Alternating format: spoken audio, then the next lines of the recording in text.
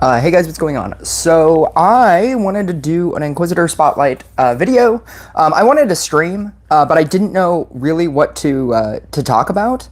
And yesterday I played against, or I was trying to play co-op with this guy in my clan. Oh, if you want to join my clan, SWOG for right now, until I get enough gems to change the name. I'm probably going to change it to TS131989.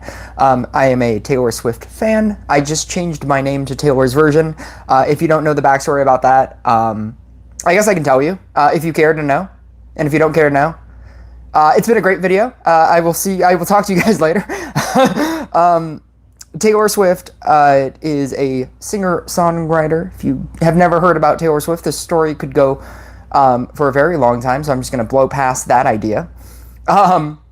She originally recorded her songs on with a record company, and even though she created the songs, they owned the tracks because they were her masters, and you can read all about this.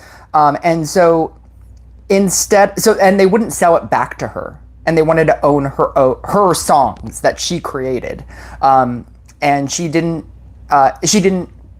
When she signed her contract very early on, like most artists do, she didn't think to want to own her own songs that she wrote and she created. So instead of trying to or being at the mercy of that label, the record company, she decided to re-record all of her albums. And as so that you would know the difference, she hashtagged them or like parentheses them with Taylor's version. She was on a late night talk show at some point, and she was like, the person that she was on the talk show with, I think it was like, I don't know if it was Jimmy Kimmel or Jimmy Fallon. You can correct me in the comments. But they went, Seth Meyers. I want to say it's Seth Meyers. He went home and parentheses, because she explained this story in the interview, and she was saying, yeah, so now whenever you see Taylor's version, you know that I own it. And so he went home and he changed his like Twitter handle to Seth Meyers parentheses Taylor's version. And I thought that was really funny, and then everybody started doing it on Instagram. But I'm probably going to change my clan name to TS131989. I think it's subtle enough to both be a reference, but also be as vague, if you don't get the reference, as whatever SWOG is. I have no idea what SWOG is. I assume it stands for something. But here we go. So Inquisitor really shines once you get it to talent 9, because then you get the choice of either Night of Light and Night of Darkness. I don't think one is necessarily better than the other. I want to say that Night of Light is better, because I face it a lot more, and because they're quote-unquote nerfing the shield on Portal Keeper, because right now, currently, that is how you would run the Night of Darkness deck. Because you run Shield of Faith, you run the Portal Keeper, you run, I want to say Dryad. This deck is much better when you have Zeus, because you can auto level up Zeus as well as the Portal Keeper, obviously. I don't think you run Banner. I think you want to run Harlequin, because at a certain point in the game, you just need better stacks. And this deck isn't the best. I think Spear is probably the best thing to run, but Amulet of... Oh, that's not it. Amulet of Growth is the thing that you need to run, because that is going to give you extra stacks. Enchant Sword is probably the other thing to run. And then Trapper, because Trapper will help you slow. Night of Darkness, once you get to 9, that's when Inquisitor actually becomes a real unit. Night of Light, I'm going to talk about Night of Darkness. So the way that Night of Darkness works, if you don't already know, the first Inquisitor that you summon in onto the field will be a Night of Darkness unit.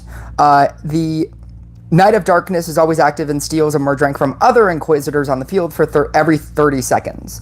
So you can time that out, because it will count whether or not you have a Inquisitor on the field. So if you want to be crazy about it, you can like math it out in your head, like when is the next 30 seconds, in order to not... when you have the Shield of Faith. The Shield of Faith appears on the field with a shield that protects against one negative unit. If there are no other Inquisitors on the field, the Knight will restore the shield in 3.5 seconds. Meaning, originally when Knight of Darkness was introduced, it had an infinite shield. If there were no other Knight of Darkness, if there were no other Inquisitors on the field, the shield could not be deactivated. But now they changed it to where if you have other knights on the field, the shield will go away. And if you don't have it, it'll get hit, but then it'll come back in 3.5 seconds. So your opponent technically has the ability to hit it and then hit it again. And then the second thing that will do, if they manage to do something else after hitting it initially, the second thing will go through. Which is why people were running Portal Keeper. I should probably be running Portal Keeper anyway, which is why people were running Portal Keeper, because then you can give it an infinite shield, but now they're taking away the shield and they're leaving the cleanse so that you can't infinite shield it, because when it had the infinite shield, you could give it an additional infinite shield to protect it against everything, against literally everything. So the way that Knight of Darkness works is you want to just build up the one Knight of Darkness, obviously. And the way that it becomes better and gains increasing damage over the course of the game is every 30 seconds it absorbs and destroys a regular an Inquisitor that you summon in. This deck becomes much better if you have Zeus. And that's why most people at high levels are running it, because you don't even need to run Dryad and you can run Harlequin instead, because you can put a Knight of Darkness on a level up Zeus tile, level it up that way, and then you can run Harlequin to copy Inquisitors that you summon in, because every time it eats an Inquisitor, you're getting 6% for each rank absorbed. So if you have 5 level 1s, it'll eat all of them, and you get 5 times 6, which is 30% damage. And that's why Knight of Darkness is insanity. Every single time you get a stack, it's times 6%. The bonus is reduced by 2.5 after you reach 20 absorptions. Which is still a lot. And that's why it has the ability to go for so long in the game. Shield of Faith will protect it, and then you use Ronin. I don't know why they didn't just go like right? That would make sense. But you go right, left. And it's if a knight is alone on the field, obviously Knight of Darkness, the maximum damage limit increases to 800%. What they mean is currently your Inquisitor, what happens is, if you notice this damage limit, the way that regular Inquisitor works is you need 1, 4, 7, or 10. I've never seen anybody do 7 or 10, and obviously Knight of Darkness, you will always have 1. With Knight of Light, you usually do 4. But the way that it works is it increases, upon activation, the Inquisitor's rate of fire doubles, and she deals area damage. So when you have those numbers, not only is your damage increasing, but you're also getting area of effect. The way that it also works is it attacks the first target, and each hit increases the damage. So when it increases damage, it has a damage increase limit of 600%, no matter what level you're at. Ronin will give it 8. The limit will go to 800%, which is obviously a lot more for bosses late in the game. And then Hammer of Faith, when attacking, active knights have a 3% chance to summon a Hammer of Faith that stuns the target for 4 seconds, and deals 777% damage. On top of whatever, that's multiplied by whatever your base damage already is. And then it'll also stun targets for 4 seconds, meaning that because it does area of effect damage, if you keep stunning targets, they keep grouping, and that's how it's able to deal with mobs so well. Literally, this entire kit is designed to be the meta. Not only do you get increase in damage, not only are you protected from literally everything, but you're also increasing your damage and then stunning the board, which is in and of itself slowing the board. The Inquisitor really shines at 11. And then 13 is just more damage, and then 15 is just more damage, with added to the fact that you're increasing the damage by going to both level 12 and then level to 13 and then to 14 and to 15. So you're getting damage anyway, but you're also getting damage on top of your damage, and that's why it's good. There's an argument to be made that you could run J, because then you could get a double tile. You have the chance to get a double tile, but I think that Gadget is, like, my Gadget is level 14. It's really good right now, and I'm very close to being at 15, so I'm just going to run it like that. I don't know if crit bow is the thing to do. I mean, I have a Kingdom of Light. Is my sword Kingdom of Light as well? No. I would just be at a disadvantage because I don't have a light. So I'm just going to run it like this. My growth isn't a light thing either, but I think that the growth will give you just that much more. You're mid-maxing your damage. So you're running sword. Awakened sword is obviously much better. The double power is fine, but you're just trying to, running Night of Darkness, you're just trying to upgrade the one thing to max as fast as you can. You just wanted to get it to 10 stacks, and then you never have to worry about it again, and then you can continue just merging out all of your enchant swords. I'm going to run Fairy of Rage because I'm going to be dropping a lot of Dryads, because I'm going to be merging out everything that I can, because I don't need anything. At a certain point, I will not need anything. I'm at League 3, so I should be... hopefully people will play the game and not immediately quit, but I'm also at the point where this deck is at an 11, and it won't work at a... if somebody... I was trying to run this when Dark Inquisitor was like the biggest thing, and it didn't work simply because if I went up against like a level 12, for example, and it was basically just mirror match, and even if I went up against a level 12, let alone like a 13, a 14, a 15, when they had the other talents, I was just strictly at a disadvantage because of that. So basically what you want to do is you just want to put this on a growth tile, and then with all of your other tiles, you just want to merge onto them, and then this Inquisitor will just keep growing over the course of the game. This is good because now I don't need to get a level 2 Portal Keeper, and I can merge the other one out as well to increase the... what's he doing over there? To increase the damage. You obviously want to merge out your swords on tiles. And if I get an Awakened Sword, I'm probably going to try to eat everything by merging as much as I can in order to hopefully get this to max. And that's pretty much your only goal. It's the thing about Inquisitor is it's just like it's complicated, but once you understand it, it's very easy to just win. It's the easiest deck that is basically just, it's designed to be like really easy to win.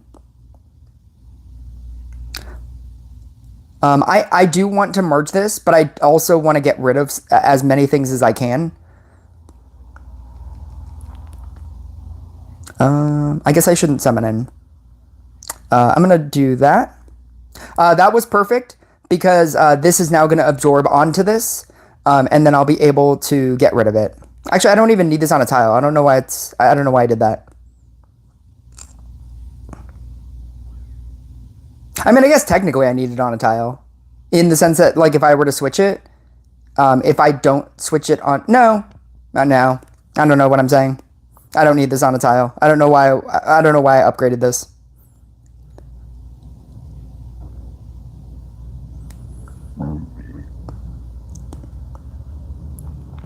There we go. And now I'm going to get rid of this one.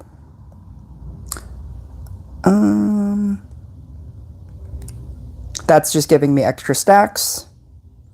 Eventually, you obviously do want to get rid of all of your I'm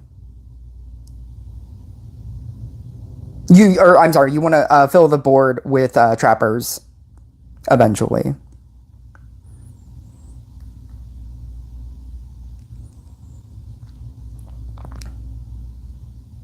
I'm going to upgrade this one so that I can merge this away. Oh, I almost did that. Don't do that. I need to summon onto here.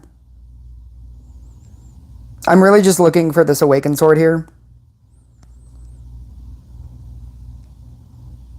All of the things that he's doing is fine.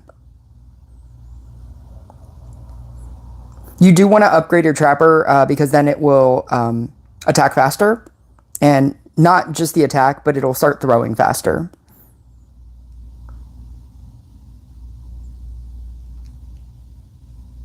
I'm going to upgrade here. That's perfect. We have a Tribunal here. And so hopefully that'll get rid of a bunch of things. And then we can switch this so that this doesn't get hit.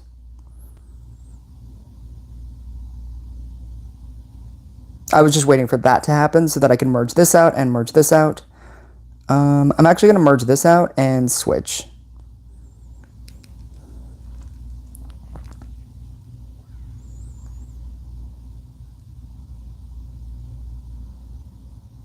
Obviously, every time you get... every time you merge out, not only are you increasing the damage because of the Amulet of Growth, but you're also trying to get Dryads. And it's the... I find that it's a pretty efficient way of getting Dryads here. As well as getting rid of stuff. I'm going to get rid of this. I'm going to merge this out. I'm going to merge this in. I was hoping for a level 4 Inquisitor right there, because then you get 4 stacks eventually. But the level 4 Trapper is also very good.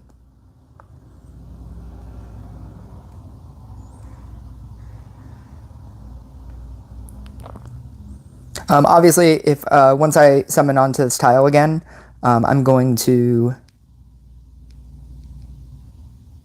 There we go. I'm going to merge out Trappers here.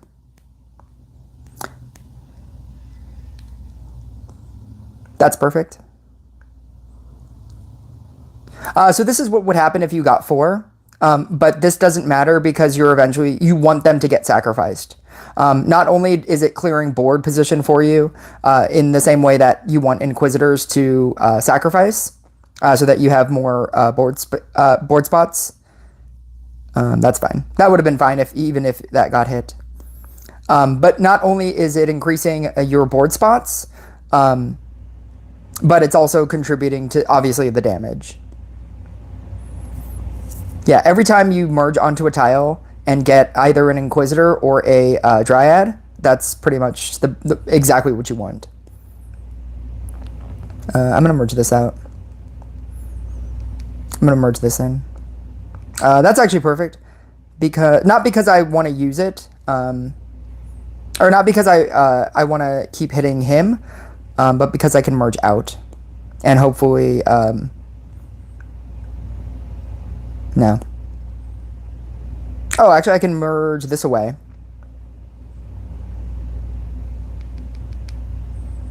Merge this in. There we go.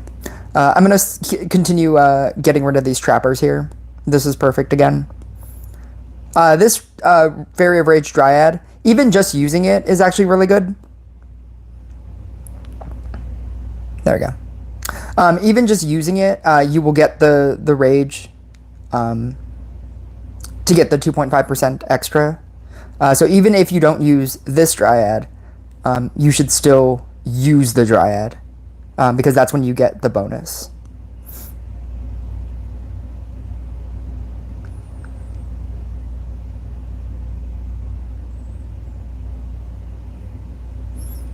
I'm going to do that. I'm going to merge these two in. I'm going to upgrade this now because I think we're starting to fall back.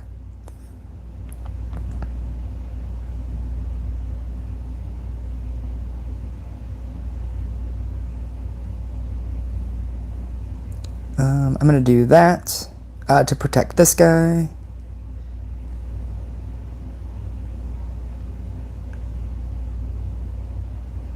I understand why he's saying good game, because this looks really bad. But the amazing thing about the Knight of Darkness is that it can't be killed by Gorgon. You'll eventually just win. It's at 22%. I can move this onto it. I'm going to merge this on, merge this away, and then merge this on.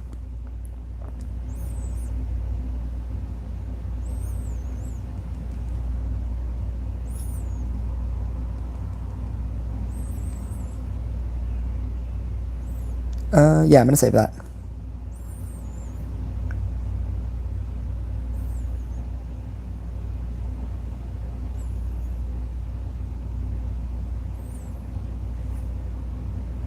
It's possible I need to run Banner over Trapper. That might be what's happening here. Cultist is also just very good. We have Assassin and I can't even remember. I'm going to merge this on. Assassin. So you can switch. You have Assassin and Warlock. That's funny. I can switch again. As long as I'm able to take out the boss, which now I don't even know. I could have saved that.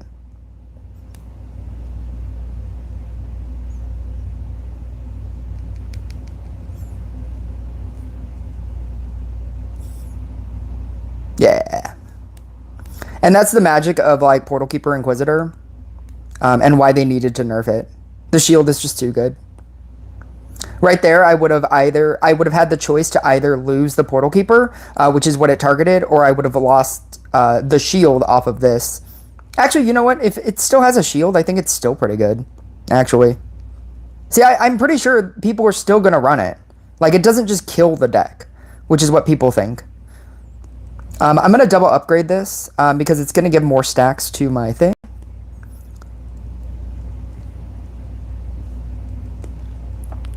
He's at 4 stacks right now, and I've won. I mean, I should win anyway, because of my crit percentage. But that is basically how you play this deck. I'm gonna try running Banner instead, to see if that does anything. Obviously with Enchant Sword, it has a specific clause that you can't run it with Night Statue. The buff and debuff effect cancels each other out. Using a Night Statue reduces the effect from the sword by 5 times. So whenever you run it, you have to run. Whenever you run Enchant Sword, you can't run Night Statue. You have to run Banner.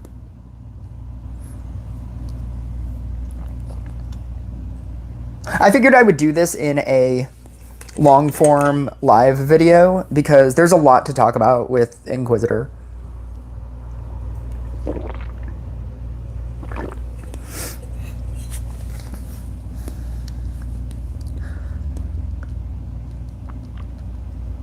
I'm going to remember not to put a Portal Keeper on or not to level up my Portal Keeper that's on a square, because that was a big detriment last game. I'm going to upgrade that. I'm actually going to try to merge into a level 2 because I trust that I will eventually. That's actually fine right there.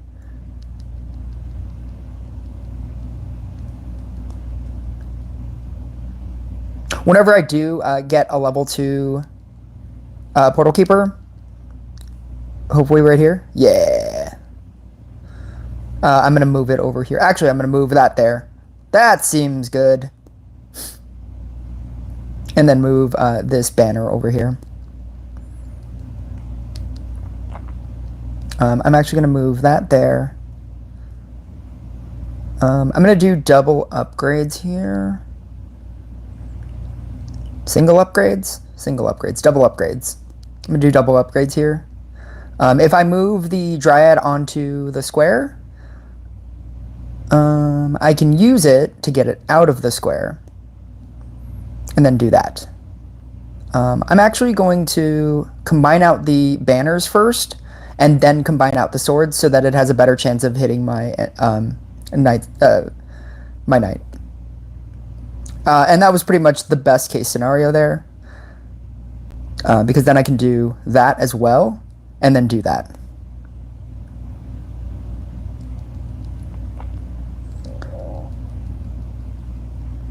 Right now I'm just trying to get back to my squares. I can get rid of these banners. Yeah. That's pretty good.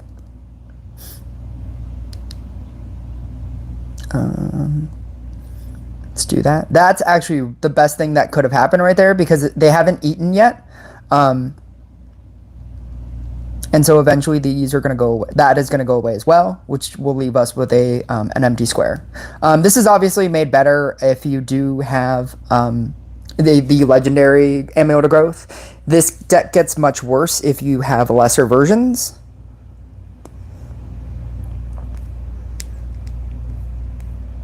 This deck it's a deck that I feel like it works well enough. It works well enough early, but it starts to really shine as you invest time into it. Like once you get a better Inquisitor, once you get a better, just everything. I'm going to merge this out. That doesn't do anything for us. I'm going to merge this in. It's now at 2 stacks. It's not great.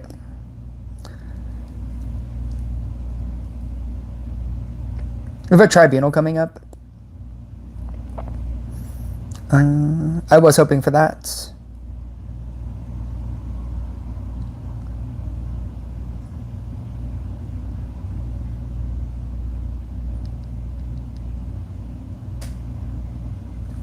I didn't even check. He's running the same deck and he has like a level 5. That's pretty good.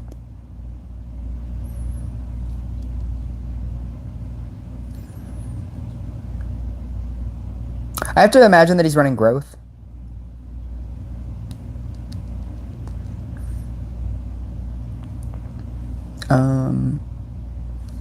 Yeah. Growth would make this deck easier, obviously, because you're getting your upgrades faster. I think Rage gives it longevity. So it really just depends on you. Growth probably activates a lot more as well, so that's a thing. He's also not running Portal Keeper, which allows him to run Trapper instead. There's a lot of just different versions of the deck, even though it always looks the same. It always kind of looks the same. I'm going to merge that. I'm going to merge this. That doesn't do anything for us either. I'm going to merge that. I'm going to put it onto a square so that it'll eventually disappear.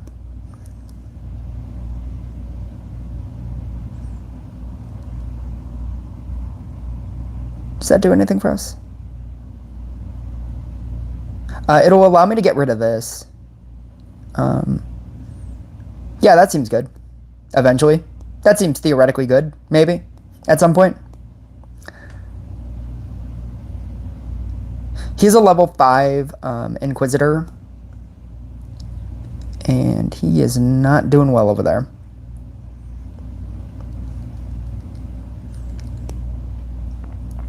Level 6. He's a level 6 Inquisitor. That's the difference of having a banner and not having a banner that I was running into last game. It just doesn't do well without the attack speed. You're slowing down the field and you're doing more damage, but I think Inquisitor's real problem is that his attack speed is just very slow. Like, he's a level 6 and it doesn't feel like it's doing a lot.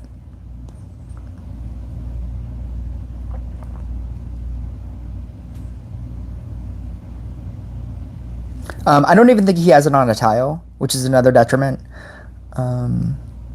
Whereas I have it on a growth tile, which is giant.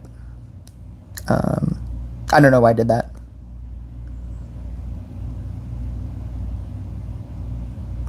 Virus is a problem. Kind of. I'm going to upgrade this to a 5. I don't know if that was premature because now I can't switch it, but I think it's still good. I think we need it. I think we need to get it better. And it's not going to be affected by virus. I can switch that out.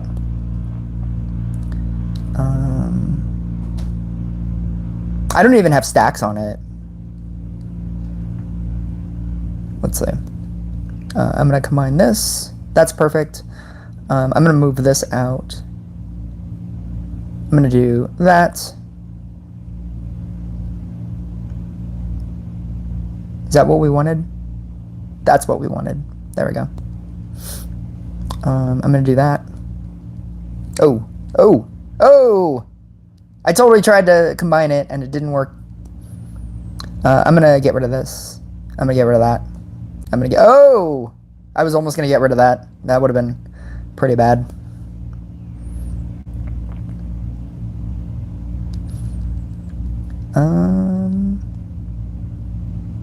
I just want to level this up. I'm going to do that.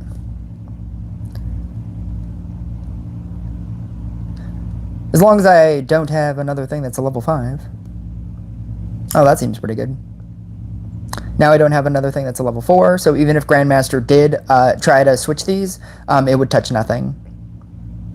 Which is a theoretical strategy that you should think about.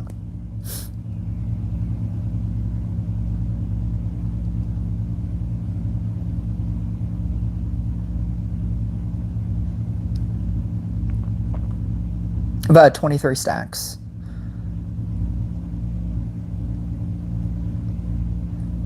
If they are also trying to enchant sword you, the more things that you have on the field, obviously it will hit other things.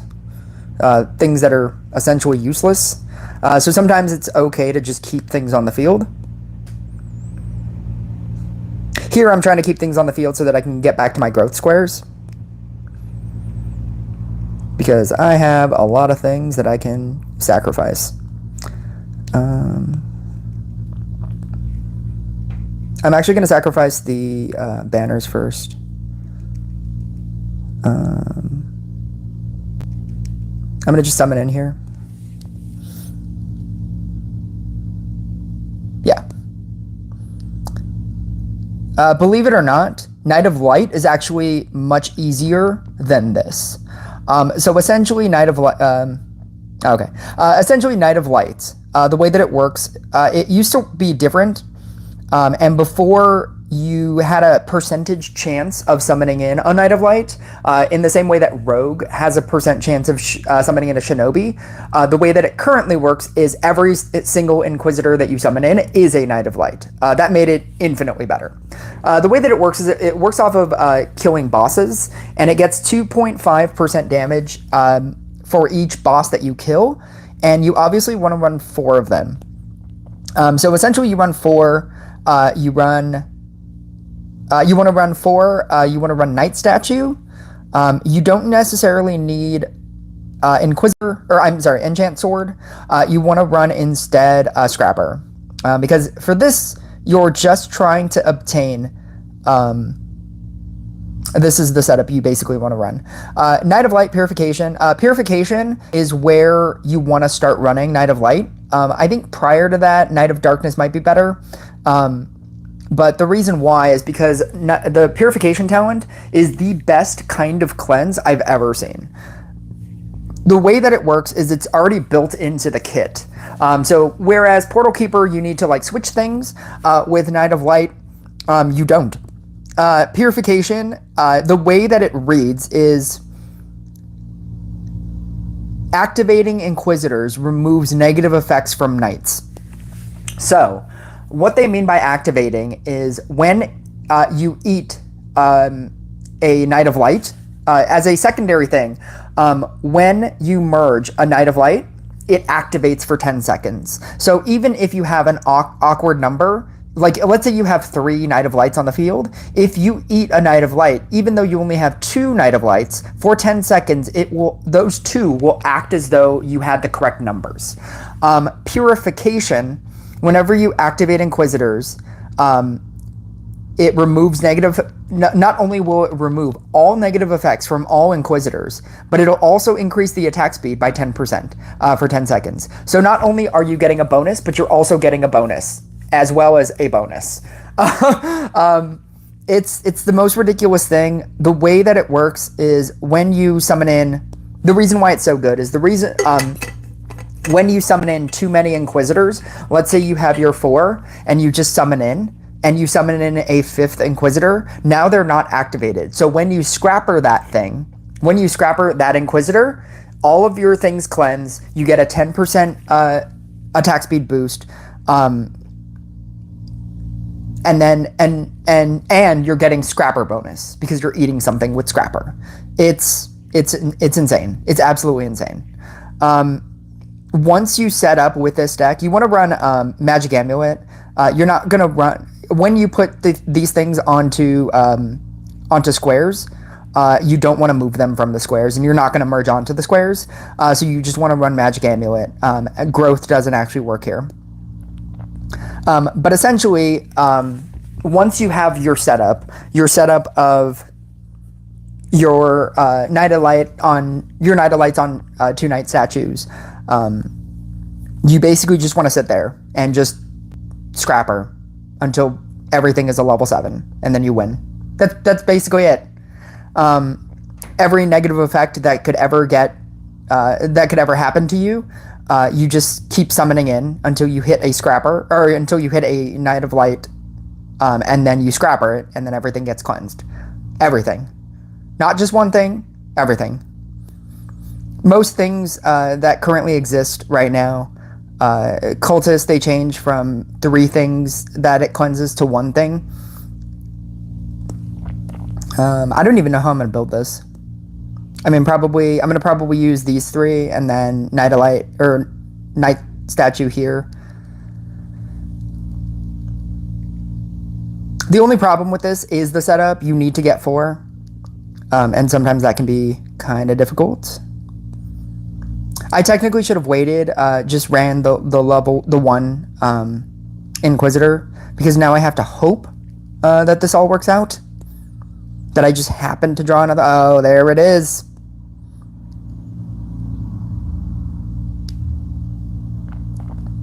All I need is a Knight of... or an Knight statue. All I need is a Knight statue here, and then I'll be fine. Move this down, move this up, and you're pretty much done. He is running Harbinger of Evil, which is fine, as long as he wasn't running Abyss. See, like all of these enchant swords that he's going to be dealing, none of it matters. I'm mid-maxing my damage here with Rage. I'm going to merge this. Is that fine?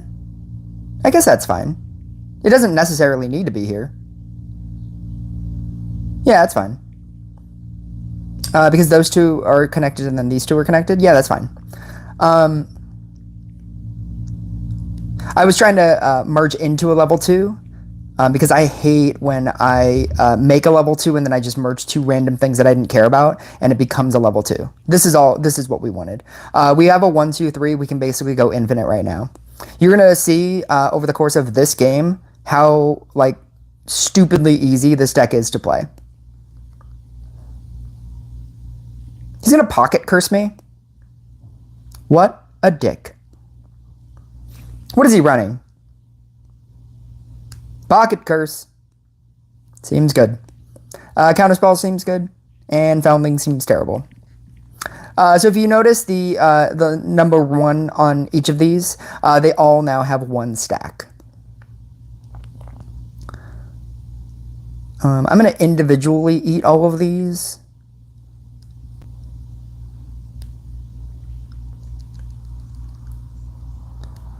I'm gonna save this one. Eat. You basically, this is all you do for the rest of this game. You just play it like Blade Dancer, like Floral Frenzy, Blade Dancer, and it's better than Floral Frenzy, Blade Dancer. Eat. The activation to get rid of negative effects is immediate and helpful, as opposed to Floral Frenzy, Blade Dancer. You're running 2 Knight statues and you're only running 4 active units, which is much less than Blade Dancer. And your increase in damage is happening to all 4 of your things at the same time. So it's basically like how Blooming Dash works. And once you start going into double, triple bosses and you start getting like double and triple stacks, it starts to go insane.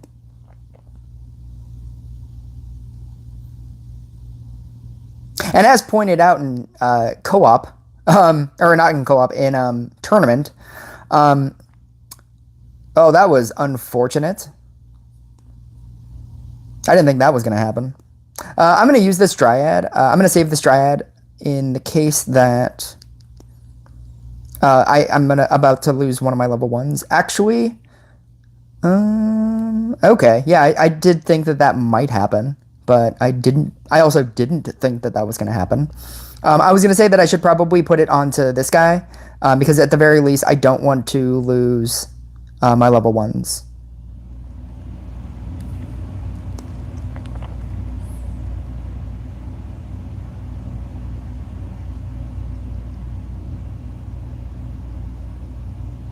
Pocket Curse is real.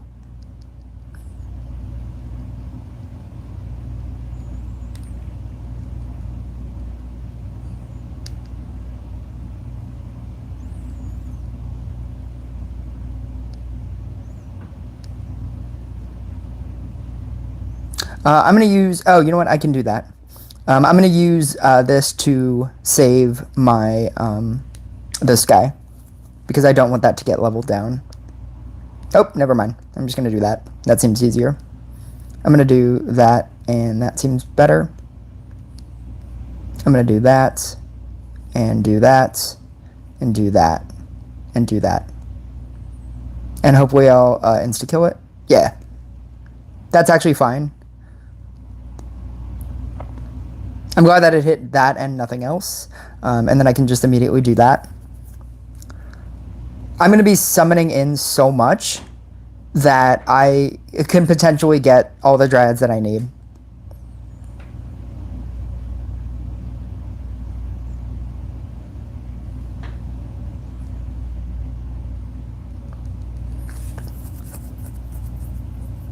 Always single eat everything, because you don't want the chance that this can become a level 2. A level 2, there we go. A level 2 scrapper.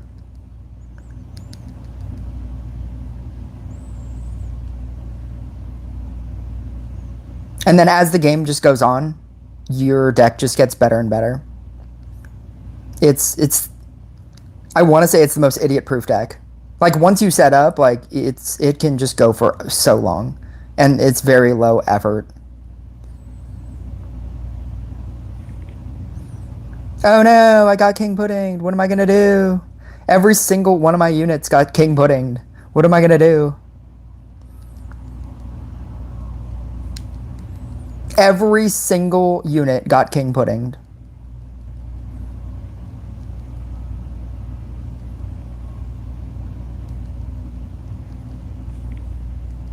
No, maybe I die. Maybe I die because I can't draw 1 Inquisitor. That's all I need right here. I just need 1 Inquisitor. Bloop. It's the most idiot-proof deck. Like, it's so good. It's obscenely good. Every single time you hit Scrapper hits, you're hitting something useful, and then at a certain, you're just trying to get to 7, and that's it, the whole game, and then you win, or you don't win because somebody has a slightly better Inquisitor than you.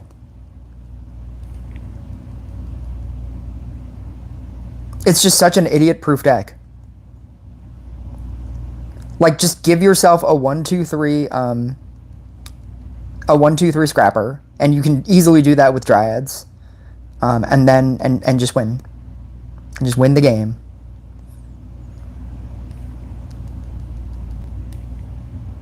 You'll eventually die to not dealing enough damage, but that's pretty much it. You can also wait for this red guy to do that, because it cleanses everything. Bleep. Bleep. And like I said, this deck just gets better with the damage increases. When you get to 13, you're not only getting level 12 damage and level 13 damage, but you're also getting level 13 skill damage. And then level 14, you get more damage, and level 15, you get more damage.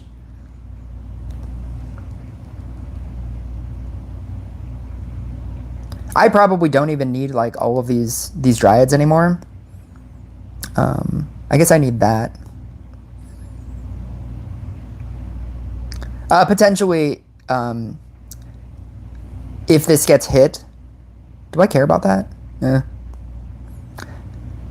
I was gonna say potentially if this gets hit, I can upgrade something, which is why I kept it. Bloop. It's just such an overly easy deck to pilot, and this is why I think that this deck, Knight of Light is better. My Knight of Light just isn't as good as it can be, which is why I will probably definitely lose in higher tiers. People who just have a better Inquisitor will obviously just do better than me.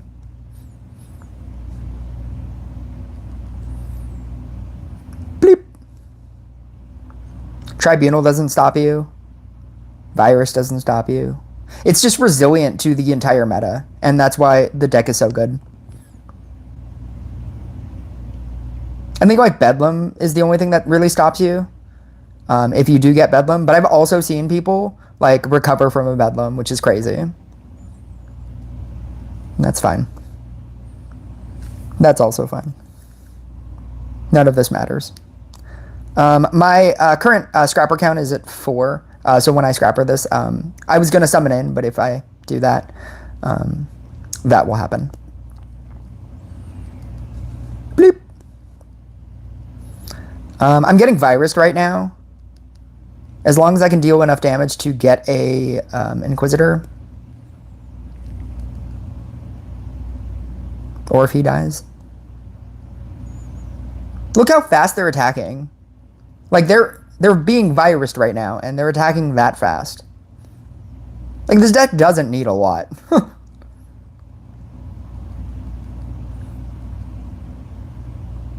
Yeah. It's really good. And it's much easier than Knight of Darkness. And I don't think Knight of Darkness is that difficult. But there's just so many different ways to run Knight of Darkness that depending on what you decide to pick, it could be potentially worse than what it could potentially be. Based on your meta, based on a couple of things. I'm going to go into this chat here, maybe. Is that what I want to do?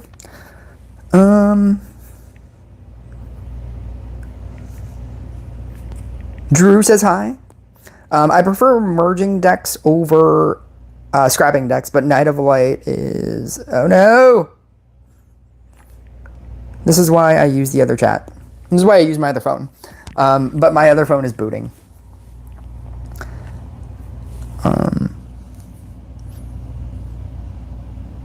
I never understand when people just wave. I'm just like, oh, hi. I don't know.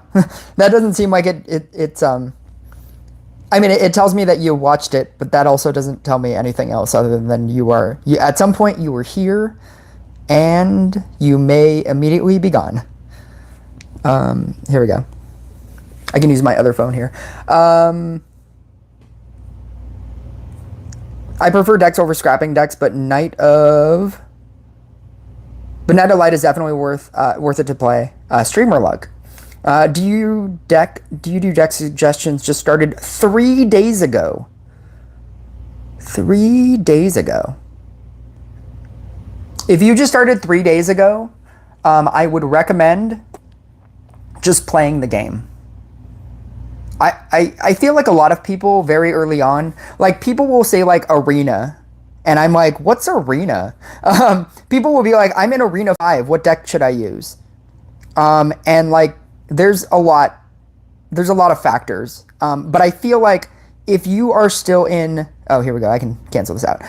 If you are in an arena, I feel like Heart's stuck at like 3,800. Trying to get 4K to join your clan. Yeah, my reasoning for capping this at 4K. There's a lot happening now. My reasoning for capping my my clan at 4K is because 4K is when you are invested into the game. 4K is when you have access to all cards, and I feel like that is the moment when you decide to be a real player in this game. I think that when people play this game for because they're playing another game and they're just over here trying to get to something so that they can get currency in a different game, they have the ability to leave. And this is a game that you need to invest time into. You need to invest a lot of time into this game to be good at this game. But as opposed to other games that I've definitely played, I feel like the ability to get everything over the course of time is what makes this game better. I don't think that you necessarily need to spend anything in this game. I currently have a free-to-play account and my free-to-play account does as well in tournament as my main account. It's just choices that you need to make later on in the game of what legendaries to keep, how you spend your time in the game. But I think that over the course of the game, you can just you can get everything. I mean, it might take you much longer than somebody who does pay, but at the same time, paying doesn't. I've gone into this in a number of other videos. This is not a pay-to-play game or a pay-to-win game. It's a pay-to-play other players that have also paid game.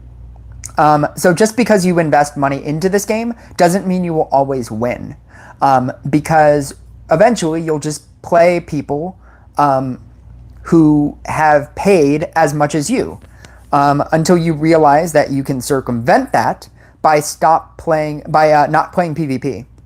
A lot of people try to play PvP to get this legendary, and then they keep playing PvP to get this legendary, and then they want to play PvP to get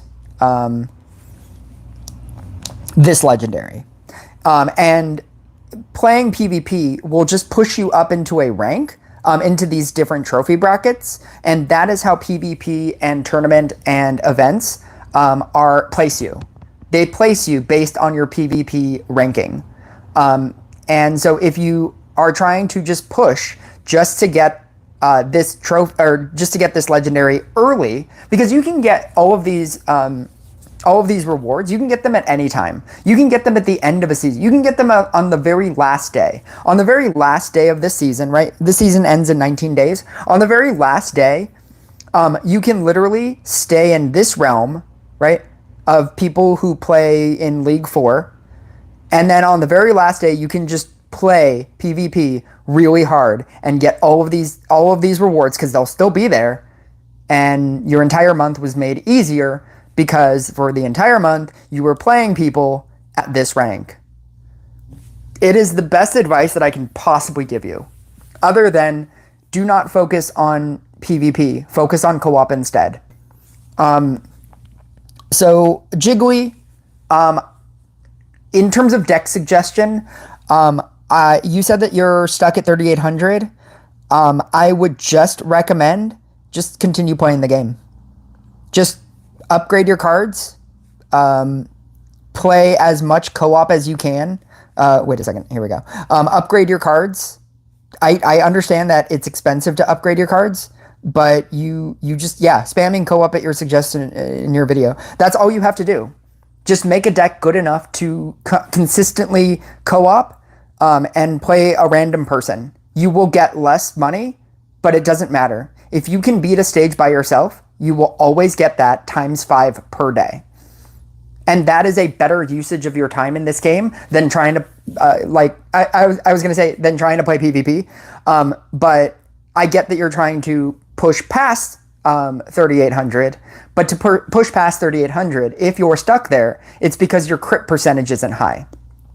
And you can get a higher crit percentage by co-oping and gaining gold and upgrading your units. Upgrading your units is a better usage of your time than trying to force your way into PvP. And getting gold, the literal best way and the only basic way is to play co-op, and you just have to play co-op a lot. Even when you're in a clan, I would still recommend co-oping with a random, more so than waiting for somebody in your clan to co-op with you. Because if you wait every single time and every single day for somebody to want to co-op and be on at the same time that you happen to be on and see your request at the exact time that you decide to request it, you'll never find a co-op person. I would have quit right off the bat if I were paired with you. Oh, he's talking about this thing. It was a really good. I was playing a grindstone deck. I can try that next game.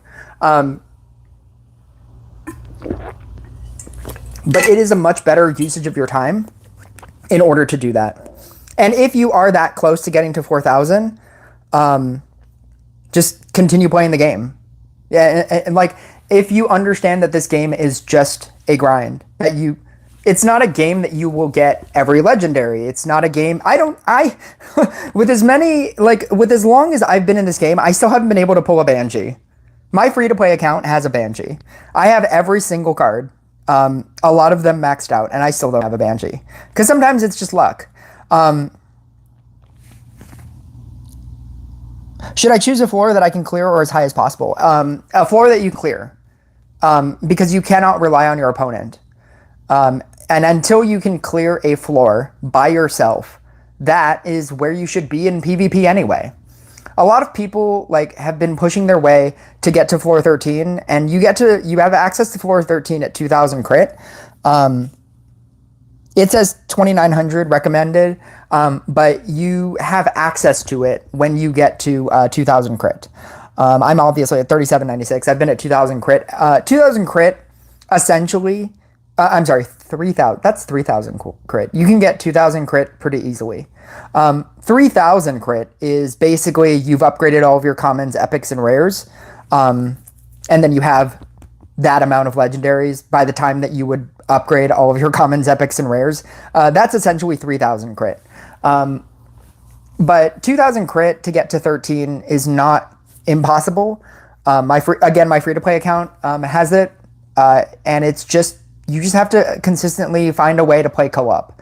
And the best way to consistently play co-op is to make a deck that you can solo, even if your opponent does nothing, and then play co-op, and just play a random person. Because then at that point it won't matter. They can't screw you over. If anything, they can help you by shamaning you if you happen to get paired with a shaman player. But even if they drop out of the game, you will still earn that random amount of money. And the more you play co-op and the more consistently you earn gold, the quicker you will advance in this game. I find that people try to push PvP and they don't upgrade their deck and they just want to be better at PvP. And they think that switching out a Portal Keeper for a Dryad will make their deck better, and all of a sudden they'll jump 1,000 points in PvP. And that's not how you do it. If the higher stage that you can beat by yourself in co-op without needing the help of somebody else, that will push you farther in PvP than trying to push PvP. I'll say that again. The higher that you can solo in co-op, that will be a better determiner of where you should be in PvP than PvP. Because I can solo 13 just on my own. I literally need the other person to do nothing. If anything, I would almost appreciate if they didn't do anything if I'm playing Booming Dash. If they shaman me, it screws me over. But because I can beat 13 by myself, I know that I can push pretty hard in PvP. A lot of people get to the 2000 crit and they get to level 13 and they just want to support and they don't make their deck better to try to beat to try to beat 13.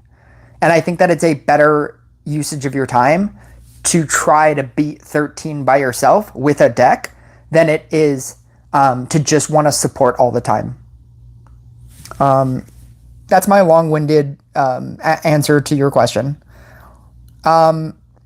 Vetress 3, with your rogue video, it made me realize that I should be requesting a grindstone for my teammates since I don't have much anything better, and it's been pretty good deck for me, Boreas Grindstone. I'm gonna play that right now. It's not terrible. It's okay. I think that this deck, or this version of this deck, is the best version. Because it's very difficult to cleanse things. And what I did in the game that I posted in my clan, I just got level 3s everywhere. I just made everything a level 3, and I got pretty far. Still here. Drew is still here. Vetress 3, I've been requesting Rogue a lot, that I have him at level 9, and 5,555 copies. I trust that. I don't know what that means.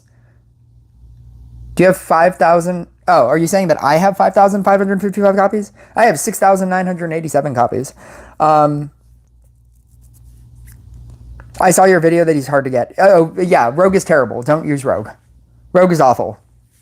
It's so inconsistent. 15%. You understand what 15% is, right?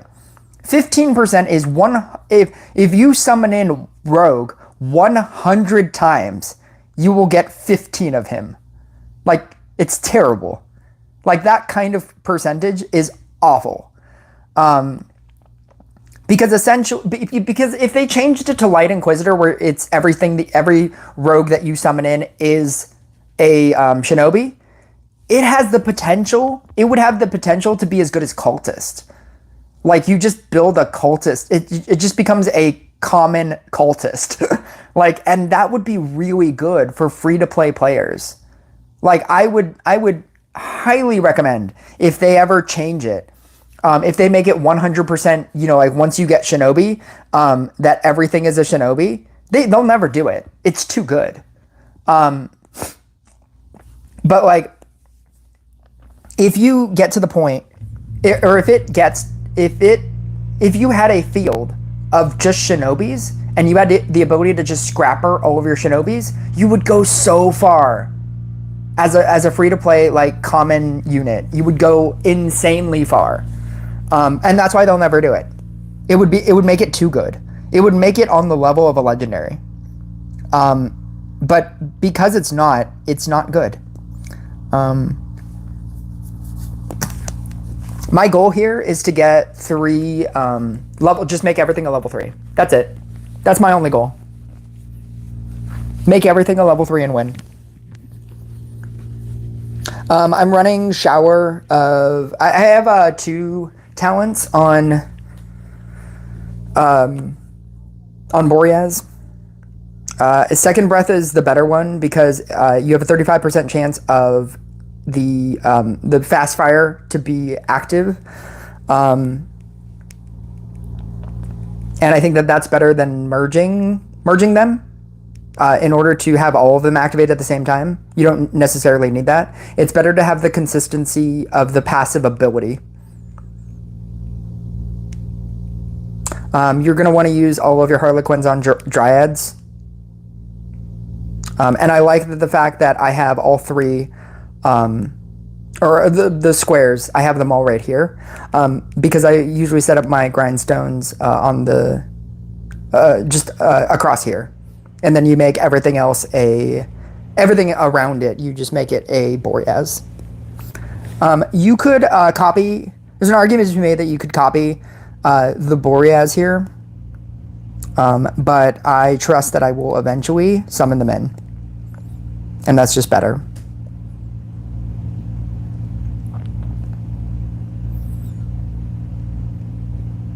The reason why you want the Portal Keeper is not for the setup, although it definitely obviously helps the setup, but you want it because this deck has no way of dealing with negative effects. And again, negative effects, if you haven't heard me say it in literally every video that I have, negative effects are what run this entire meta. I am going to copy this one just so that every single time I upgrade my my grindstone, it's upgrading everything else around it. Having that upgrade, or having all three of them before you start upgrading, is pretty useful. Also, if you upgrade a Dryad next to a thing, it also gives you a it also gives the boost. So I'm going to make this a 3 automatically here. I'm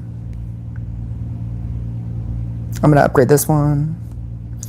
Upgrade this one. You have to understand that the grindstone is doing all of your damage. Nothing else is doing damage. Your Boreas does some amount of damage, but you are getting all of your damage from the grindstone. So you want to upgrade your grindstones. I'm going to upgrade this one and this one. I obviously want to get rid of this thing. I can actually merge this down here. I'm going to merge this to 3. Or level it up to 3. Here we go. Merge this out. I'm trying to just get all of my my Boreases naturally, and eventually I will upgrade them.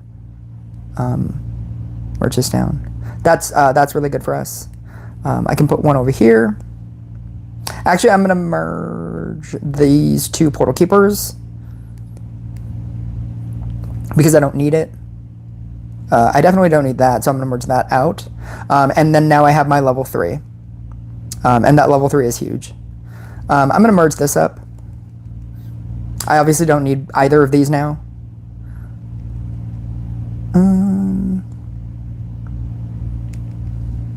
I guess worst case scenario, it becomes a... Puppeteer is pretty bad for us. I'm just going to slowly move these over so that I can get rid of all these debuffs. Again, the grindstone is doing the most damage for us. And so you want to upgrade your grindstone, probably even more than you want to upgrade your Boreas. You eventually want to upgrade your Boreas, but I think upgrading all of these to level 3s first and focusing on that is more important. I'm gonna do that. Yeah. I think this is what we wanted here. I'm gonna do that. I'm gonna copy. I'm not gonna make these 4s. That seems a little greedy. But I do need to make that a 3, and I need to make these 3s. So make that a 3, make that a 3, and then that gives me more space here. I can move that in, upgrade that, move that. I can move this so that this connects. The connection stays. I can move this.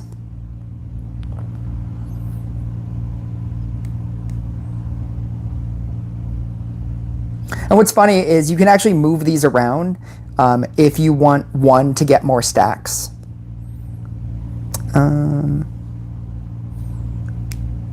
Max this out. I can also move this over here and then do that.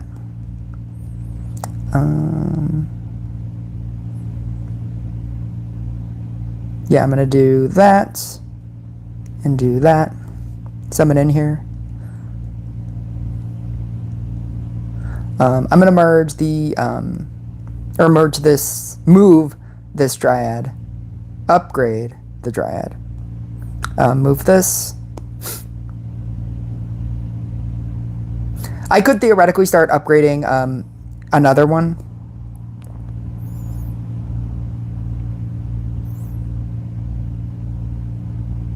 I guess I want yeah. I'm gonna do that. I'm gonna move this down and merge this out.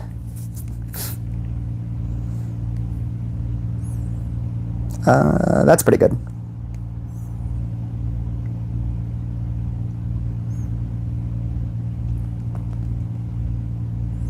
I'm gonna merge this out. That's pretty good. Merge this down. So this guy's at a 12. So I'm gonna actually move one of these Boreases onto the one that's a 12.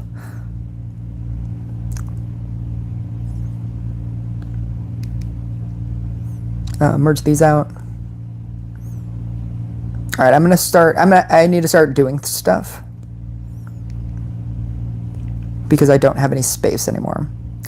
I'm going to upgrade. I'm going to move this really quick. That could actually keeps the 3, the level 3, or I'm sorry, the connecting 3, because I'm running the triple overheat.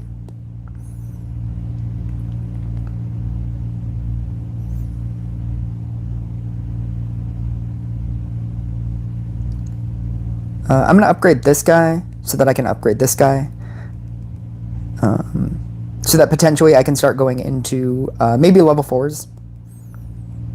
If I keep merging out and I luck out and get Dryads. Because we are going to have to start doing something because he's running Inquisitor.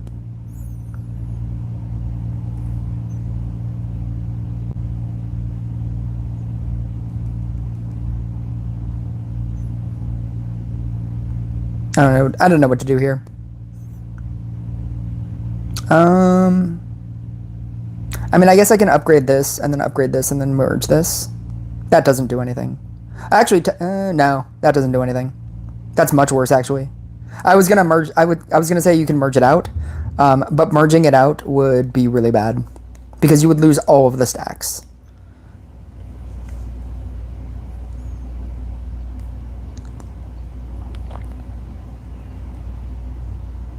Yeah, it's not great. I don't know why people praise it as hard as they do.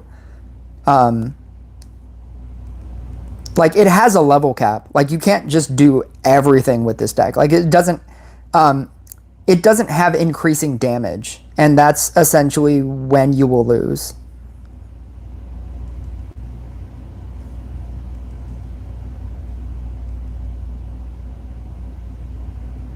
We're at double bosses. Like, the fact that I've gotten to double bosses is pretty good.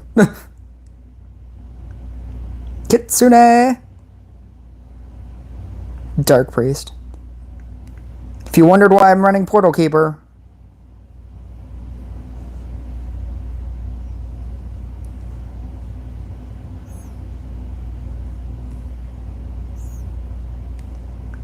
All of your grindstones are also damaging units, and it's your best damaging unit. So you actually have to. That's why you have to run Portal Keeper, because you have to keep refreshing your damage units as well, which is the grindstone.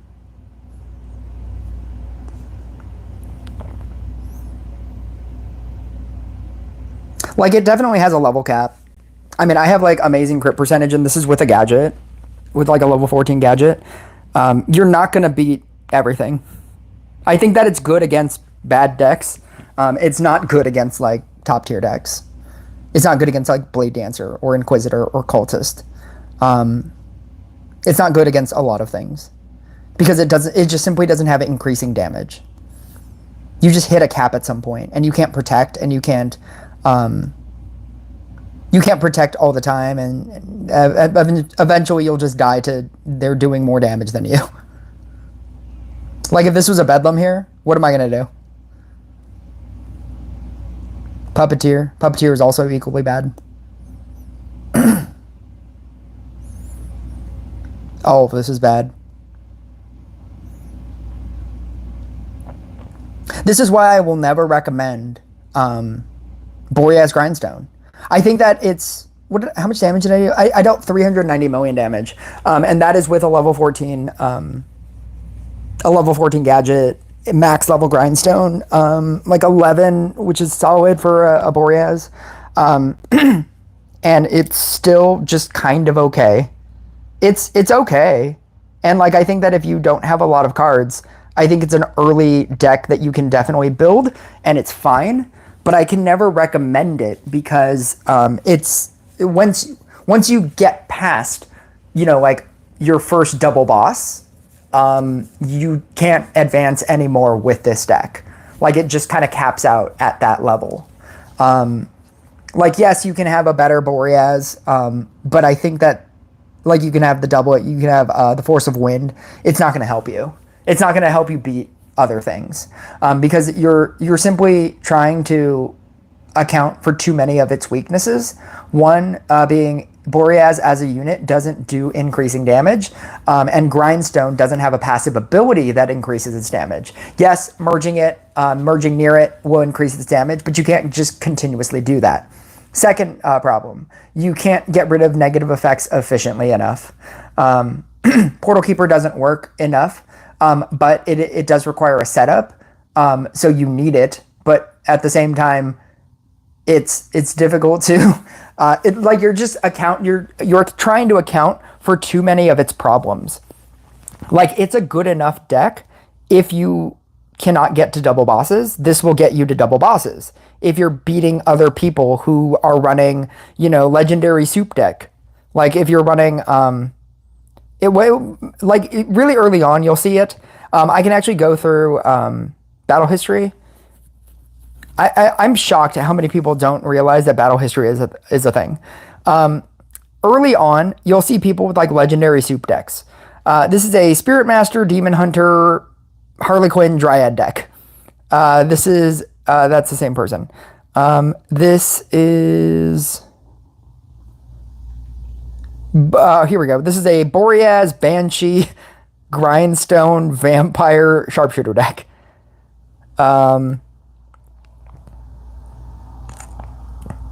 Cultist, Pyrotechnic, Ivy. Yeah, like when you're fighting against people like this, yes, Boreas Grindstone will win. Like you can beat people like this. But once you start like seeing real decks, like things that are actual decks, League 2. Somebody has a Max Cultist in League 2. This is like, what is this, Tesla Shaman? That's pretty crazy. Even just an Inquisitor deck is kind of solid. Once you start seeing people with like real decks, like a dedicated Cultist deck, a dedicated Blade Dancer deck, a dedicated Inquisitor deck. Once you start playing against those people, Grindstone Boreas is just going to fall off. So if I were to ever like make a video where I'm recommending, Boreas Grindstone is so good, you should play it, and you start investing, like all of your crystals and whatnot into Boreas, you start investing your time into upgrading and, using your, what are they called? Essence? No. Cores? Your cores. You start using all of your like cores to upgrade Grindstone. And you start like using your money to upgrade the talents. Upgrading talents does not give you crit percentage. You are just using up money to upgrade a talent. And you're also using cores that you could be using for theoretically something else. On my free-to-play account, I have not really upgraded anything because nothing that's common and uncommon is that great anymore. I think Sharpshooter is the best one. Maybe Cauldron, but I don't see it very often. Alchemist is another like card that's kind of like a Boreas, where it's good really early on, but then it just drops off. And I can never recommend decks investing into anything that is just going to drop off. I would rather recommend, utilize all of your things for something that is good. Like just save up money to upgrade. Upgrading something for 40,000 to get 8 crit percentage is better than investing 40,000 into Grindstone talents that you're just never going to use. I've upgraded everything simply because I have so much money. You get to a point after you upgrade all of your units that you don't know what to use money on. There is nothing that I can use money on. And that's my biggest problem. I have too much money. But that's what eventually happens. Like, eventually you will obtain enough money, and you can then go back and upgrade all of your things. You can upgrade Rogue, you can upgrade Sharpshooter, you can upgrade Cauldron, you can upgrade Cold Mage, and you will realize that you never use any of those units. Like, you have the coolest version of Zealot and you never use it. You have the coolest version of Engineer, and Engineer is like so good because you get progress and, you know, like it's a maxed out, max talented, you know, like thing. And it doesn't matter because you'll never use it, because it's not going to win against Inquisitor, Cultist, Blade Dancer. It's not going to win against a legendary based deck. And it's because the base damage of those cards are not equivalent to the base damage of a legendary, nor should they be. Like, there shouldn't be a reality where you're running Archer and you're beating an Engineer deck. They're like that shouldn't happen, right? Like, if Archer was just so good that you start beating, I don't know, like what's a good enough, like a Wind Archer? It's like, then why is Wind Archer harder to get? It's harder to get because it's a little bit stronger. It's not better, or it's not the best, but it's a little bit stronger than an Archer. So it should probably win against the thing that is lesser than it, if you're running both of them as a damage dealer. And in terms of damage dealers, like in tops of Legendary, it's like Bruiser, Blade Dancer, Cultist, Demon Hunter soon, Spirit Master, Inquisitor, like the Meteor Minotaur deck, Tesla. Like, there are a lot of decks. Monk. Technically, you can run Enchant Sword. I don't think it's that great, but Enchant Sword is kind of a deck. But you should not be beating those decks, because those are harder to obtain, which means that they should probably be better. But also, there's not just one attacking unit that is better. All of them, like, are pretty decent. Corsair isn't, but I trust that when Corsair, whenever it gets talents, it'll probably be much better.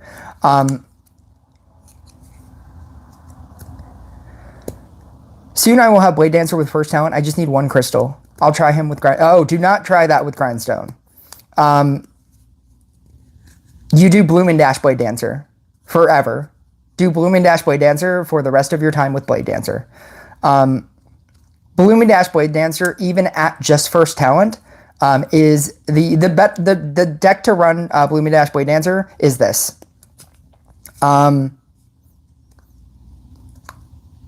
Upgrading Boreas, too bad I don't have Dryad, but Scrapper. Scrapper's fine. Dryad is much better. I mean, I guess if you only have Scrapper, you run Floral Frenzy, but I wouldn't. It's not good.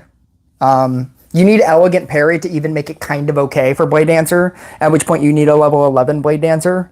But it's not something that you run with Grindstone. It's something that if you have Scrapper, you run it with Night Statue. You run it with Night Statue, or you run it with Enchant Sword, or you run it with Chemist, or you run it with Trapper. You don't run it with Grindstone. Grindstone is not good. Upgrading Boreas is only good to just increase the damage it deals and make his crits bigger.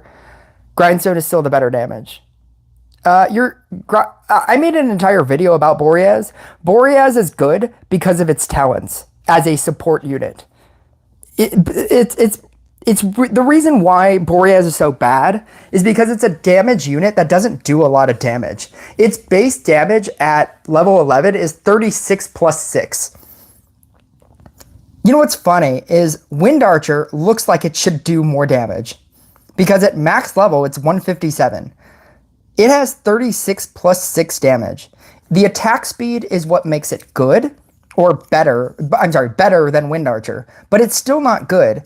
Shower of Breath makes it okay, because that's additional damage. The double T allows you to attack additional things, because one of its many problems, is that it only attacks the front thing. And it doesn't have spread damage. Shower of Arrows helps with that. Double T helps with that. But technically, you should probably be running Precise Shooting because, again, bosses is the real problem in this game. And then Force of Wind is something to theoretically help you win because it increases their speed, the monster's speed on the other side. But if they're killing everything instantly, then it doesn't matter. So even at max, Boreas isn't great. Yes, you're getting more damage. You're increasing the crit percentage. Again, your reward for upgrading is 14%. Increasing your crit percentage will always be good, but it's not a good attacking unit. Grindstone is doing all of your damage. I like calling Boreas a support for Grindstone, and that's exactly what it is. The unit layout you made looks like a cultist deck. Everything around the middle threes are support, and those middle threes are the damage. Yeah, that's pretty much it. That's literally what that deck is. In theory, it is possible to increase Grindstone's damage infinitely. No, it's not. Because and the reason why, I understand what you're saying, that you can keep upgrading things around it, but what if your entire field was a level 7? What if you got to the point where every single thing on your field was a level 7? Then what? That's not infinite damage. That is still a fixed amount of damage. Yes, it's much better, but even if you scrappered your entire field and everything on your field became a level 7, that's it. There's nothing else to do. Infinite damage is Blooming Dash. You can infinitely switch something, and over the course of the game, you can still continue to infinitely switch it. Infinite damage is Knight of Light Inquisitor. The more bosses that you kill as you go through the game, you keep increasing damage. Knight of Darkness Inquisitor. Over the course of the game, the more Inquisitors that you eat, which is infinite, based solely on your mana, but you can just keep obtaining more mana as you play through the game, you're gaining infinite damage. Cultist. Harbinger Cultist. The more cultists that you eat keeps increasing your damage, and there's no cap to it. That is what infinite damage is. I don't have Night Statue, I have Sword and Demon Hunter, but I don't have much luck with Demon Hunter. Too much RNG reliant without Dryad. It's going to become much better with the update. The Twilight Hunter version, I think, is the deck to run with the Portal Keeper. And I think it'll be much better than what it currently is. I think it'll be much easier to build.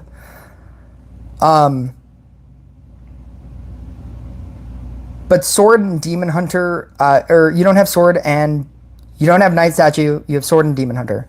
Yeah, but I think that the best deck for you to run, if you have Scrapper, is once you get Blade Dancer to 9, is to run Floral Frenzy, and then just run... I can, show you. It's the deck that I'm running currently. It's obviously much better once you have 11, because you have Elegant Parry, which is the thing that makes this... which is the thing that makes this deck run. Because once you have Elegant Parry and you have the ability to get rid of debuffs, you can make a... you can create a Harley Quinn in the spot where you want your Blade Dancer to be, have the debuff, and Elegant Parry will get rid of the debuff. But the way that I run this deck, I mean, I guess I should probably just, right? I should probably just, yeah, let's do that. I'm gonna run a co-op. What's my 66%?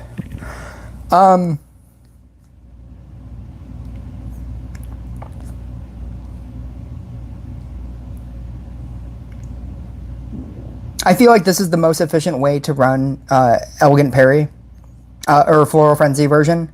I don't like it. I'd much rather run Gloomy Dash. But for co-op, I tend to do this because it's just easy.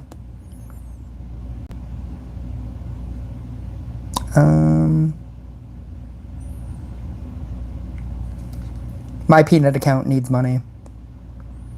I just need to make sure that this is correct. Yeah. I'm going to run Rage, right? Am I running Rage? Yeah.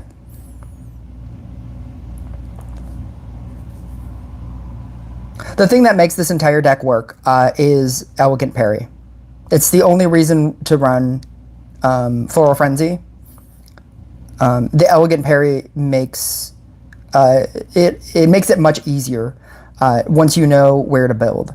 So here, you want to use as many squares as you can. And if I go the 7 route, or the 8 route, where you do you don't do the double T's, I think that's better here. So I'm gonna do this, right? And that should get rid of it. Yeah. I'm gonna merge this in. That's not where I want that. So I'm gonna have to scrapper that at some point. I don't want any of this. I'm going to scrapper this now before my numbers become too high. I'm going to do that. I'm going to copy this. Do that. Do that. I'm going to merge this down to hopefully get a Blade Dancer right there. I can scrapper that, but the next scrapper hit is going to give me a level, give me an upgrade level. So I kind of want to get rid of all of these, dryads so that it will hit something good. Yeah, let's do that. And then now I can use that to do that. I'm going to merge this down. If I get a Blade Dancer literally anywhere, even in a bad spot, I can now copy. And then I've basically set up my entire board. Again, this only works because I have Elegant Parry, but this is how I would run the deck. Once you get to level 9.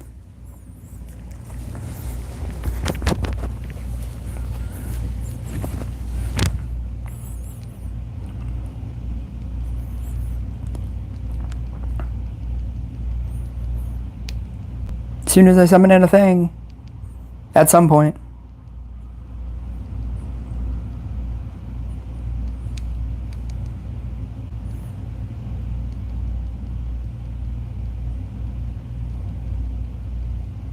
There we go.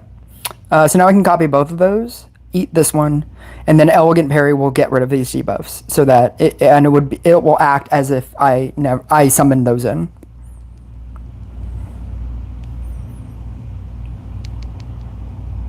Always give yourself a 1, 2, 3 scrapper. So I'm actually going to copy this, make this a 2, and then make this a 3. And then you can basically go pretty infinite. What you can do for the rest of this game now is summon in until you summon in enough swords, and then use your swords.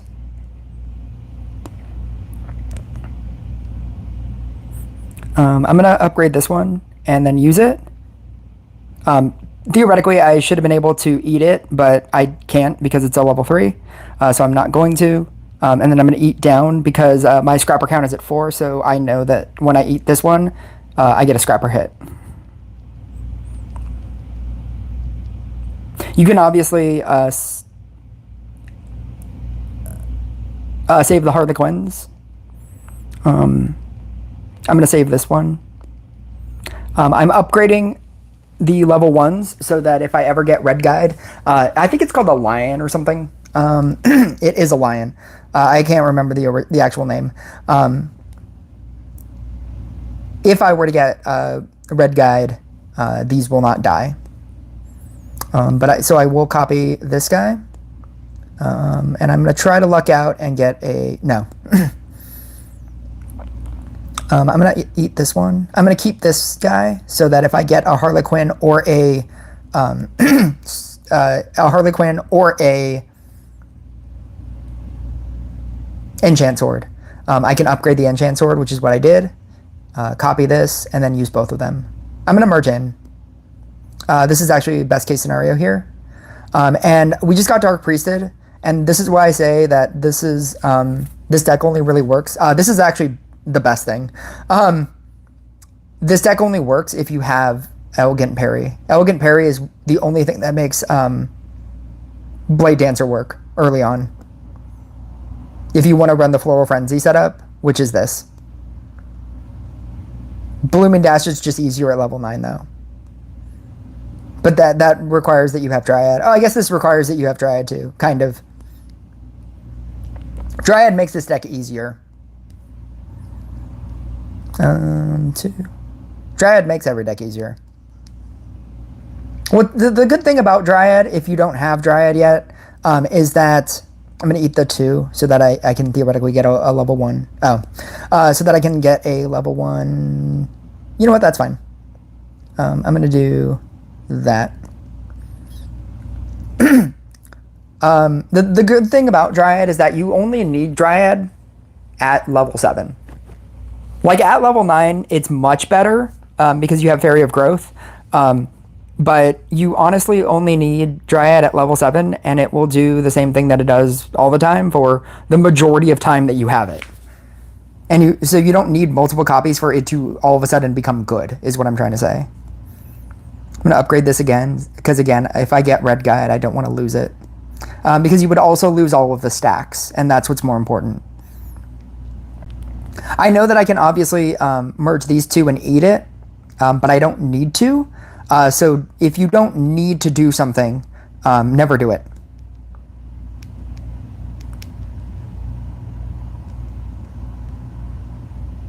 I'm going to upgrade something else here.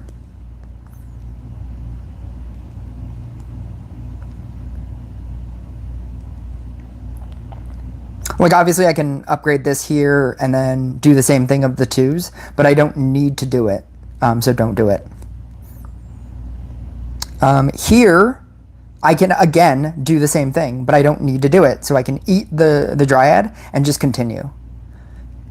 With eating and merging Scrappers, you want to do it when you have to do it. When you're literally forced to merge 2 Scrappers. So like if I draw a Scrapper here, that's when you want to combine Scrappers. And you want to wait as long as you possibly can.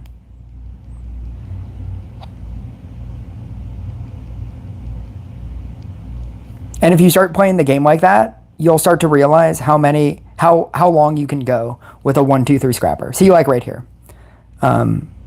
So now again, I can do that, but I don't need to. I can just continue summoning in until I hit yet another level 1 Scrapper.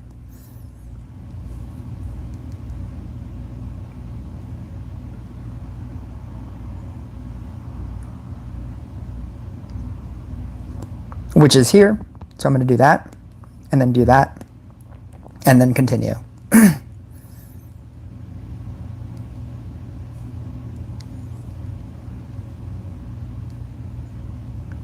Do that again. That's fine.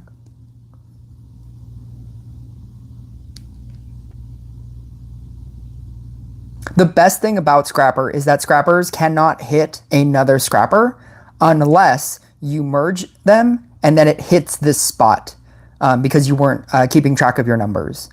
So right here, I'm at 1. When you have 4 or more, your next Scrapper combine your next Scrapper eat will launch the thing. So here, this will not. Here, I'm at a 3.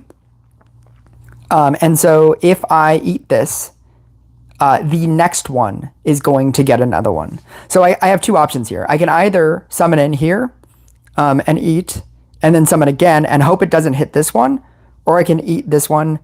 I think that doing that is the best case scenario because now I'm at 1, now I'm at 4 again, and then now the next one that I eat, I'm going to get another hit.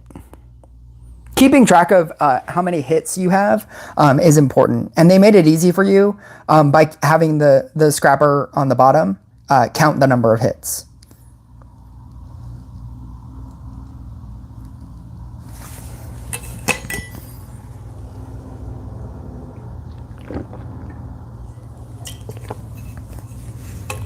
This is why in co-op, I hate when people just set up and then say, "Oh, okay, you can shaman me now," because if they have this setup where they can dryad and scrapper their way to victory, they should probably be doing that for as long as they possibly can.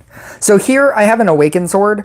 Level 9 enchant sword is going to change the game for you. Oh, this is bad. Level 9 enchant sword is going to change the game for you, because having the ability to have just a blue awakened sword on your field and just have it passively sit there is really big. Oh, this is not good at all. This is basically the point where I would ask my shaman player to help me. And I have a shaman player. What am I doing? I was gonna continue playing the game, but I have a shaman player. The shaman player is me. I didn't think that I was gonna need the other person to do something, but this is a point when I would need a shaman player to help me. And it's just to make one. Oh, that's not good. As long as it doesn't hit the other one. Is it going to hit the other one? Is it going to do that to me? No. I just need to make a 3, man. Just give me a 3. I'm not using the witches over here because I haven't upgraded it. Witch works in the same way that Chemist does. The first thing that it hits at whatever level, that is what it stays at. So the witch bonus that you get in co-op, the damage bonus that you're getting from using witch on your opponent, is determined based on the level of the witch, but it's determined based on when it hits it. So right now, if I were to use witch, it would be at level 1 for the rest of the game.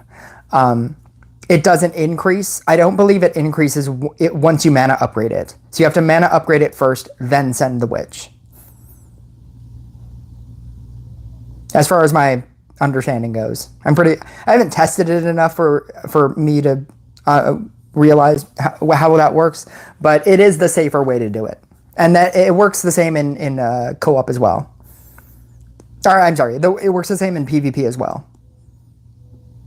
If you send the witch at level 1, they're healing for that amount of damage. But if you send it when a witch is maxed out, it's healing for an increased amount of damage, which is more efficient. So I just need to wait to kill this guy. Because I just need the round to change so that I can upgrade everything.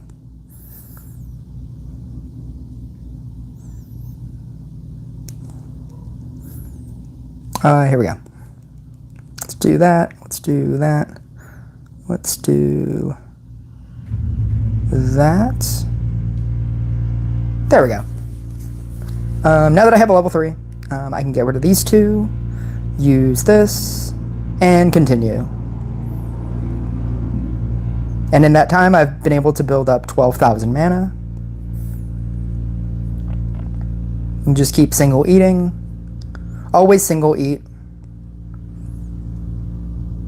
I'm going to combine these 2. I'm going to eat this. And then my next one is a scrapper hit. There it is. Combine these 2, eat that. And because I can't use this, I'm just going to eat it because my next one is a scrapper hit. And a level 2, if I summon in, eat that. If this upgrades to a 2, that doesn't do anything for me. This does more for me because it made that level 3 a level 4. I'm going to merge these out to increase my stacks quicker than this one level 3. My next one is a scrapper hit. Make that a level 5. Again, this isn't doing anything for me, so I'm just going to eat it. 5.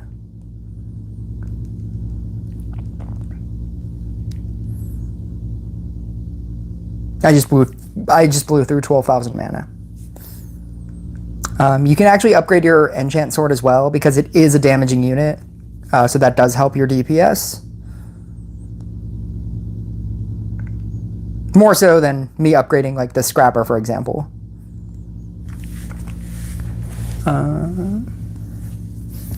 And this is how much work you should be doing as a Blade Dancer player with Scrapper and with Dryad.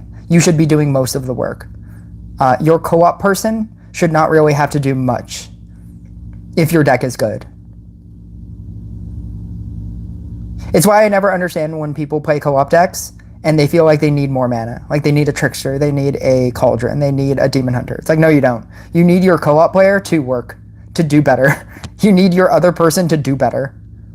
You shouldn't need anything, really.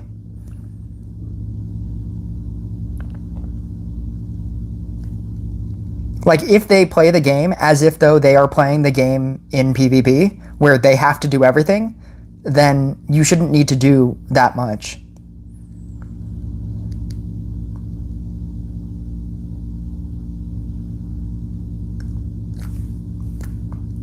My co-op has 76,000 mana.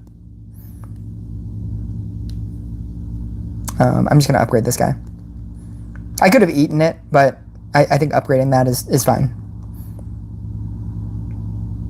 I upgrade the Awakened Sword specifically so that it doesn't get Red Guide. Oh, this guy is getting double downgraded? That's crazy. Well, now I need a Dryad. Oh, dun dun dun dun dun dun dun dun dun dun dun dun dun. What a very well-timed and badly timed event.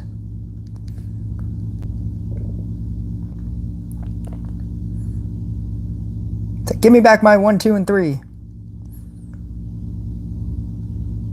Downgrade. Technically, my entire setup was done round 20, which is basically where I have the ability to finish this game. Everything that I'm doing past round 20 doesn't matter. I can basically perfect set up this deck at like round 20.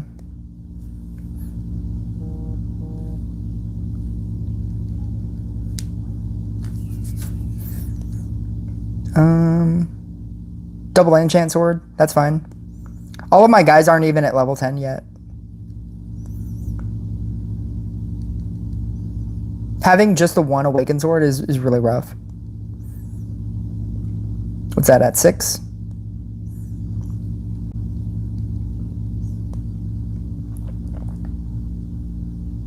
And if I really wanted to, if I wanted to just like I'm going to do one more hit here. Actually, I'm going to do this. I'm going to do this.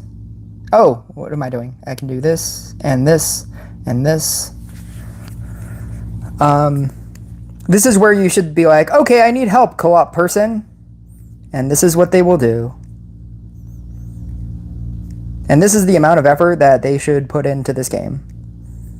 Because you should have done most of this work. And if you do enough work, you can max out your entire field. Or enough of it. Like, not that I need any of this, but it's, since I have it, right? Since I have this, like, co-op person that's here, that's literally just me.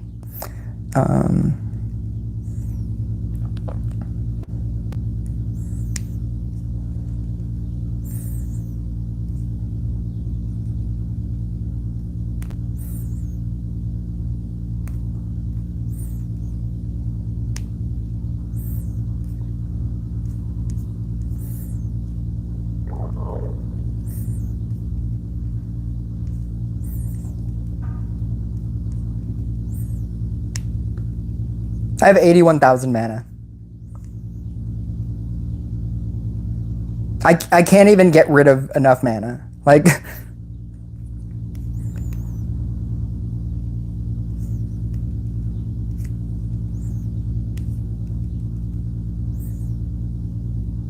this is why I like playing this deck when I'm...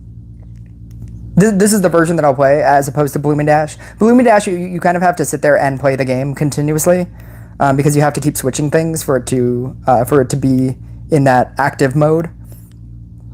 This is the deck that I'll play if I don't want to look at the game and I just want to sit there and do nothing. I'll get to like round 20, do as much as I'm doing right now, and my field will look like that.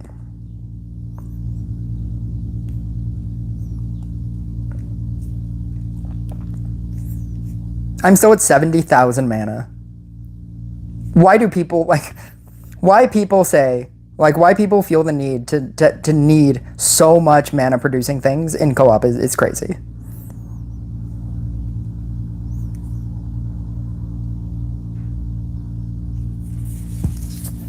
That's pretty much it. So this is the deck that I would run. Scrapper, not having Dryad will make the deck much harder, and not having Enchant Sword would make Floral Frenzy much harder as well, because you just simply can't get rid of effects. You can't get rid of negative effects, which is why I think that running Blooming Dash Blade Dancer is much better, but then that would be harder because you don't have Dryad. Like, there's, I don't know, like, once you get Dryad, your entire world will just open up. And getting Dryad is just play the game. Just play the game.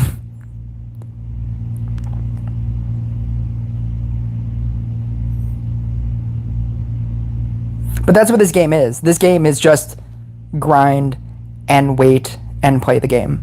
I think I've been playing this game for 2 years now. The only thing that I would ever really recommend buying is the pass, the battle pass. I don't know what they call it in this. I forget what they call it in this game. But the amount of legendaries that you will passively get from that, and the amount of crystals through runes that you will get from that, is going to advance your game so much. And it's like $12. At some point it was $10. But it's $12. I feel like the $12 investment is really good. And you're getting a Page of Secrets, which is probably the most important reason to buy the pass. Every 2 months you will be able to auto upgrade anything to anything. You will be able to upgrade it from 8 to 9. You will also be able to upgrade it from 14 to 15. Like, it's with no restriction. So that's like the only thing that the premium pass. That's the only thing that I would ever recommend spending money on. If you want to spend money on something to advance your game, and because you're serious about playing this game forever, do that. But I'm gonna look into that chat one more time really quick, but that's basically it. That's my entire video. I'm gonna go do other things that don't involve playing Rush Royale. Join my clan for the time being. It's still called SWOG until I get 300 gems, and if I ever do, I'll let you know. Yeah, I'll let you know if I change the name. But yes, join my clan.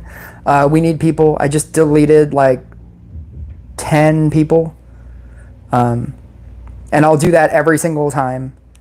I'll do every single time we finish in a tournament. Before the tournament rewards are sent out, that's when I delete people. And it's very easy to delete people that don't participate. But I'll go into this chat one more time. Oh my god.